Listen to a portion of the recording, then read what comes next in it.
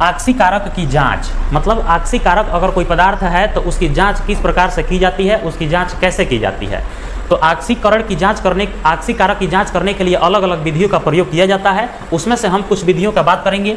सबसे पहला है, यह पोटेशियम आयोडाइड की विलयन से I2 को मुक्त करता है। विलियम हो गया है यहाँ विलियन। यह पोटेशियम आयोडाइड के विलयन से I2 को मुक्त करता है। I2 का मतलब आयोडीन को क्या करता है, मुक्त कर देता है। दूसरा है, यह हाइड्रोजन सल्फाइड से जलीय विलयन से गंधक को मुक्त करता है। यह हाइड्रोजन सल्फाइड का जो जलीय विलयन होता है उसमें से गंधक का मतलब सल्फर, गंधक माने सल्फर, तो ये सल्फर को क्या करता है, मुक्त कर देता है।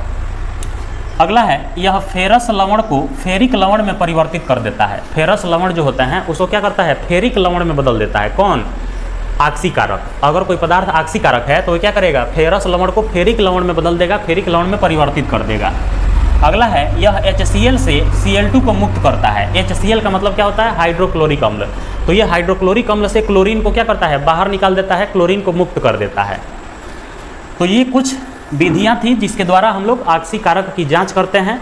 अब हम लोग समझते हैं कि अवकारक की जांच कैसे की जाती है। जिस प्रकार से आक्सीकारक की जांच करने के लिए अलग अलग विधियों का प्रयोग किया जाता है, ठीक उसी प्रकार से अवकारक की जांच करने के लिए भी अलग अलग विधियों का प्रयोग किया जाता है।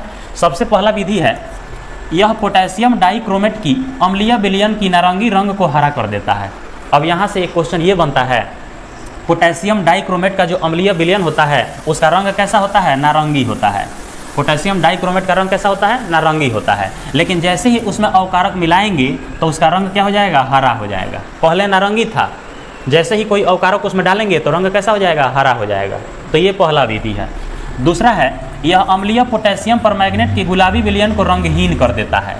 अम्लीय पोटेशियम परमैंगनेट अगर अम्लीय है तो उसका रंग कैसा होगा, गुलाबी होगा। लेकिन जैसे ही कोई अवकारक उसमें मिलाएंगे, जैसे ही कोई अवकारक उसमें डालेंगे तो वह क्या हो जाएगा, रंगहीन हो जाएगा। मतलब कि पहले जो गुलाबी रंग का था वो गुलाबी रंग धीरे धीरे गायब हो जाएगा और वह कैसा हो जाएगा, रंगहीन माने बिना रंग के हो जाएगा, जैसे पानी होता है। अगला है, यह फेरिक लवण को फेरस लवण में परिवर्तित कर देता है। फेरिक लवण जो होता है उस फेरिक लवण को क्या करेगा, फेरस लवण में परिवर्तित कर देगा। कौन, कोई भी अवकारक डालेंगे तो क्या करेगा, फेरिक लवण को फेरस लवण में परिवर्तित कर देगा। ये काम आक्सीकारक डालने से भी हो सकता है। जैसे यहाँ लिखा है ना, यह फेरस लवण को फेरिक लवण में परिवर्तित कर देता है, तो ये फेरिक लवण को फेरस लवण में परिवर्तित करता है। दोनों में ध्यान देना है, यह फेरस लवण को फेरिक लवण में बदलता है, लेकिन ये फेरिक लवण को फेरस लवण में बदलता है। ये दोनों एक दूसरे के उल्टा हैं।